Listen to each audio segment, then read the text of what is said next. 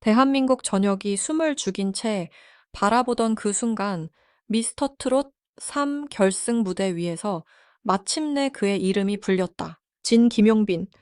수많은 경쟁자를 제치고 정상에 오른 그는 끝내 눈물을 삼키지 못한 채 고개를 떨궜다. 객석에서는 환호와 박수가 쏟아졌고 화면 앞에 시청자들까지 함께 울컥하게 만든 장면이었다. 그런데 바로 그 찬란한 순간 모두가 놓친 하나의 빈자리가 있었다. 누구보다 먼저 축하를 건네야 할 사람들이 끝내 보이지 않았다는 사실이다. 그의 인생을 세상에 태어나게 한 존재 바로 친부모였다. 많은 스타들이 가장 먼저 부모님께 감사하다고 말하는 순간 김용빈의 입에서는 전통적인 가족에 대한 언급이 끝내 나오지 않았다. 오히려 그 침묵이 더 큰 질문을 만들었다. 지금 이 순간 전국이 그의 우승을 축하하고 있는데 그의 친부모는 도대체 어디에 있는가? 그 답을 따라가려면 시간은 1994년으로 돌아가야 한다. 당시 김용빈은 겨우 3살이었다. 부모의 이혼은 단순한 관계의 끝이 아니었다. 그 일 이후 그는 곧장 조부모에게 맡겨졌고 친부모는 그의 삶에서 사실상 사라졌다. 여기서 중요한 건 단순한 이별이 아니라 완전한 단절이다. 보통은 시간이 지나면은 연락이라도 남고 흔적이라도 남는다. 하지만 김용빈의 경우는 달랐다. 연락이 끊긴 정도가 아니라 존재 자체가 지워진 것에 가까웠다. 한 아이가 자라면서 가장 먼저 붙잡아야 할 두 기둥이 통째로 사라진 채 그의 삶은 전혀 다른 방향으로 흘러가기 시작했다. 그리고 그 단절은 무려 22년 동안 단 한 번도 흔들리지 않았다. 트로트 신동으로 주목받던 시기에도 긴 공백기로 대중의 시야에서 사라졌던 시간에도 다시 무대에 돌아와 가장 높은 자리까지 오른 지금까지도 친부모에 대한 정보는 거의 드러난 적이 없었다. 인터뷰도 기사도 사소한 언급조차 드물었다. 이건 한국 연예계에서 자주 보던 흐름과는 정반대다. 보통 무명 시절에는 숨어 있던 가족이 스타가 된 뒤 갑자기 등장하는 경우가 반복돼 왔다. 하지만 김용빈의 이야기에서는 그 공식이 통하지 않았다. 아무도 나타나지 않았고 아무도 말하지 않았다. 그 기묘한 침묵 속에서 그를 키운 건 화려한 시스템이 아니었다. 대구 수성구의 작은 미용실, 그리고 그곳을 지키던 할머니가 그의 세계의 전부였다. 화학약품 냄새가 배어있는 좁은 공간, 낡은 라디오에서 흘러나오던 트로트 선율, 그것이 그의 감성을 만든 최초의 배경이었다. 다른 아이들이 부모 손을 잡고 평범한 일상을 배울 때 김용빈은 할머니 손에 이끌려 사람들 앞에서 노래하는 법부터 배웠다. 여기서 할머니는 단순한 보호자가 아니었다. 어머니였고 매니저였고 다시 살아가게 만든 유일한 이유였다. 피로 이어진 가족이 사라진 자리를 완전히 다른 형태의 사랑이 메운 셈이다. 하지만 그렇게 세워진 기반은 결코 평온하지 않았다. 어린 시절부터 이어진 과도한 활동 신동이라는 이름 뒤에 숨어있던 압박 또래와 섞이지 못한 채 쌓여간 고립감은 결국 큰 균열을 만들었다. 그는 어느 순간 무대에서 완전히 사라진다. 무려 7년이었다. 대중의 기억에서도 방송에서도 무대에서도 자취를 감췄다. 이유는 단순한 슬럼프가 아니었다. 우울증과 공황장애였다.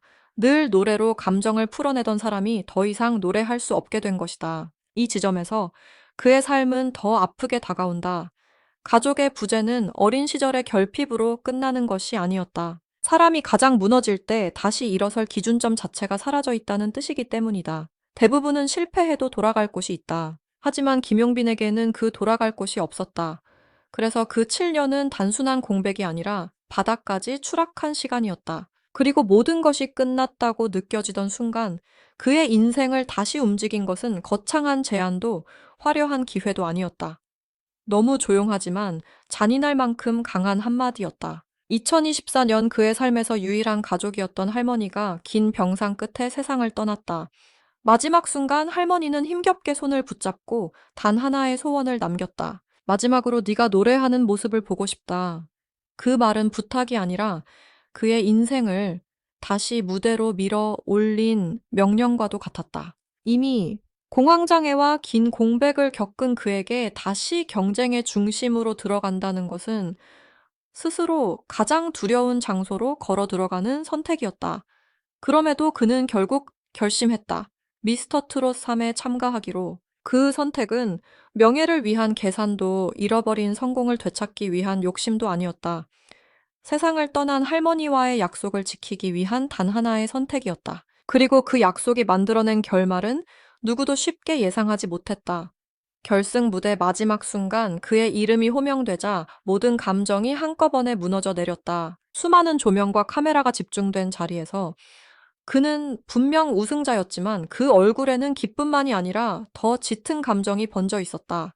특히 더 강렬했던 건 수상 소감이었다. 대부분의 우승자가 가장 먼저 부모를 떠올리는 흐름과 달리 그는 끝까지 친부모를 단 한 번도 입에 올리지 않았다.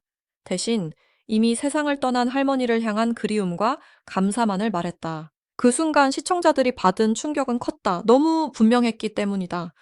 그의 인생에서 부모라는 존재는 그 자리에 없었다. 네. 가장 먼저 불려야 할 이름이 완전히 사라져 있었고 그 공백이 오히려 모든 것을 설명하고 있었다. 하지만 진짜 놀라운 장면은 그 다음이었다. 우승 상금 3억 원. 많은 사람이라면 인생을 바꿀 거대한 돈 앞에서 자신을 위한 계획부터 세운다. 그러나 김용빈은 전혀 다른 선택을 했다.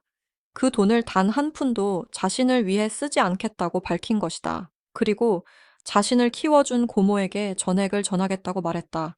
이 결정은 단순한 미담이 아니었다. 누가 나를 낳았는지가 아니라 누가 나를 끝까지 책임졌는지가 더 중요하다는 선언이었다.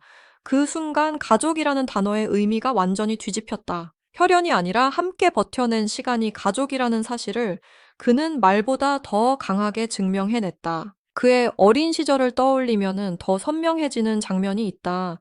대구 수성구의 작은 미용실은 단순한 생계의 공간이 아니었다. 그곳은 김용빈이 세상을 배우고 사람의 온기를 느끼고 음악의 정서를 몸으로 익힌 첫 무대였다. 낡은 라디오에서 흘러나오던 트로트는 그냥 배경음이 아니었다. 외롭고 비어있던 마음을 붙들어준 언어였고 말로 다 하지 못한 감정을 대신 울어준 목소리였다. 그래서 그의 노래에는 유난히 오래된 감정이 묻어난다.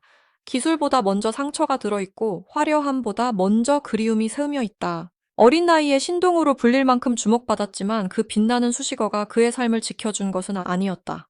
오히려 신동이라는 이름은 어린아이에게 너무 무거운 짐이 되기도 했다. 사람들은 어린 천재를 볼 때 박수부터 보낸다. 하지만 그 박수 뒤에 얼마나 깊은 외로움이 쌓이는지는 잘 보지 못한다. 김용빈도 마찬가지였다. 무대에서는 박수를 받았지만 무대가 끝난 뒤 그의 마음을 붙잡아줄 존재는 많지 않았다. 친구들과 어울리며 평범한 시간을 보내기보다 감정을 다듬고 사람들 앞에 서는 법을 먼저 배워야 했다.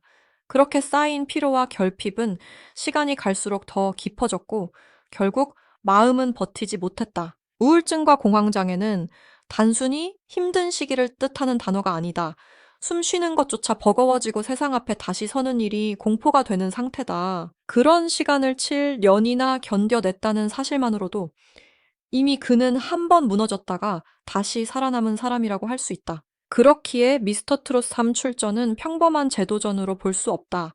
어떤 사람에게는 오디션이 기회일 수 있지만 김용빈에게는 상처난 기억과 다시 마주하는 일이었다. 조명시선 경쟁 평가 결과 그 모든 것이 한때 자신을 무너지게 했던 압박으로 되살아날 수 있었기 때문이다.